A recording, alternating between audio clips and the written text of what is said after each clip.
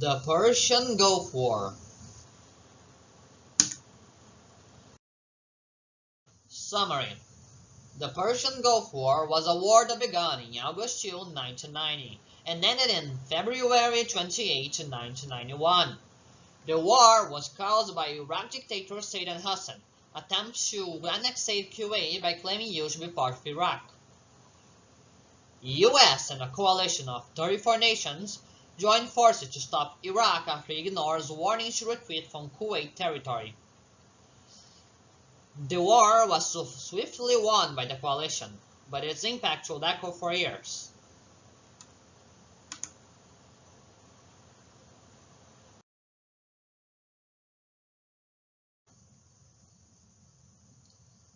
Iraq-Kuwait struggle. The conflict originated when Kuwait went beyond its oil production quota. As both it and Iraq were part of OPEC, an organization of several countries that was creating an artificial oil scarcity to make profits. The excessive oil production made Iraq and OPEC lose billions. Saddam Hussein, Iraq's dictator, would later on July 17, 1990, say that Iraq would take military action if the quota kept being disrespected.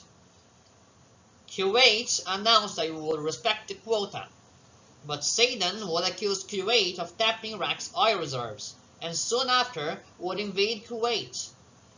Iraq managed to easily conquer it and establish a puppet government.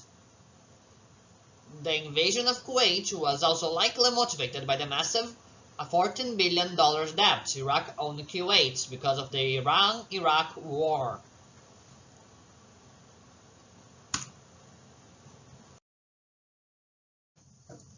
International response. The rest of the world would be quick to respond to the invasion. On August 3, the United Nations demanded that Iraq withdrew its forces, and on August 6, UN would implement a trade embargo. Iraq forces didn't retreat, and the UN was forced to give an ultimatum, threatening to use military action if Iraq didn't withdraw its forces until the deadline of January 15, 1990.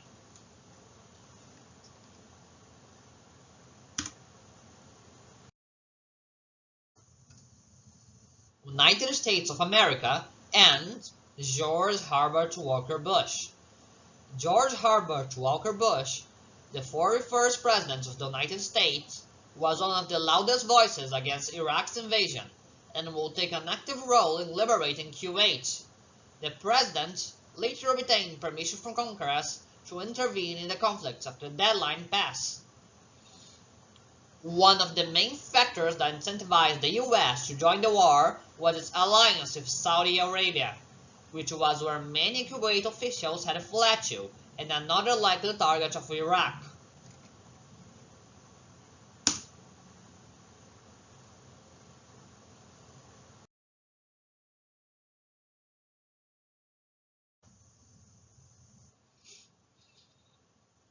Operation Desert Shield. Because of the US alliance with Saudi Arabia, President Bush commenced Operation Desert Shield, increasing the presence of US troops in the country's borders, as well as in other potential targets. The operation did not only include US troops, as many other countries brought portions of their own armies, although most countries only gave their support indirectly. Yet, US soldiers still made up the vast majority of the troops on the field.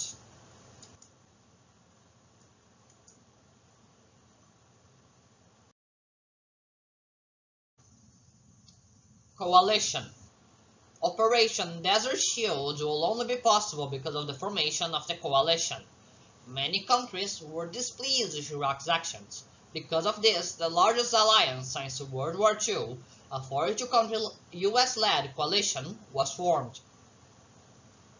One of the reasons so many countries banded together was that over 600,000 foreign people were in Kuwait during the invasion and had been barred from leaving the country. They were planned to be used as human shields. Many of those civilians belonged to the members of the coalition.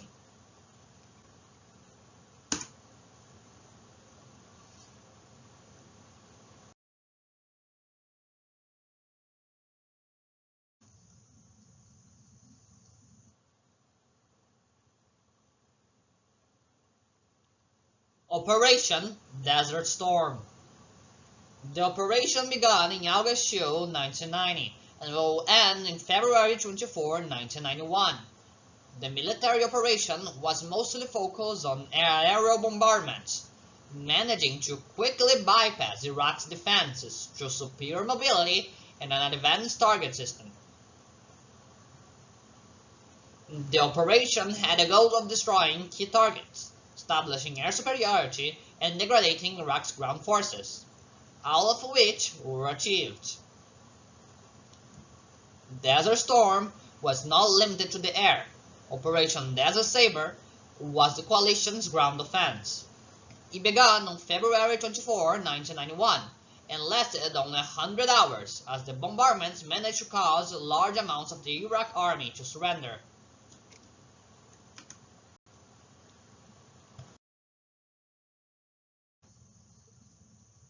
The end of the war. The UN passed the conditions of a ceasefire on March 2, 1991, which Iraq quickly accepted. The war ended in a decisive victory. Kuwait had been successfully freed.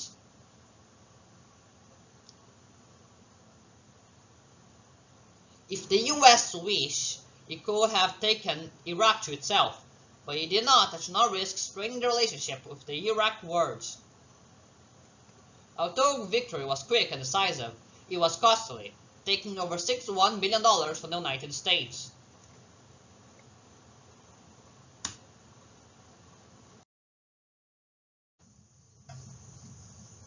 Aftershock. George Herbert Walker Bush would greatly benefit from the war, reaching approval ratings of 89%, a number unmatched by any president before him. The end of the war will lead to the US becoming much more involved in the politics of the Middle East. Other future wars with Iraq would occur for a multitude of reasons, providing much longer conflicts and much more costly victories, such as the Iraq War and War in Iraq.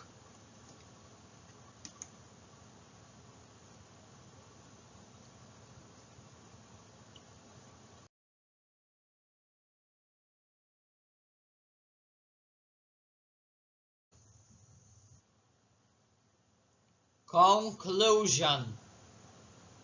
Today, the Gulf War is often forgotten amidst the following wars of Iraq, but it would be this war that will not only pave the way towards those future conflicts, but also shape the US's modern relations with the Middle East. The Gulf War also played a part in solidifying the USA's current role as a superpower and assisted in the transition towards a more unipolar world. Therefore, by understanding the Gulf War, we can gain a much better view on how the United States interacts with the world and its impacts on foreign affairs.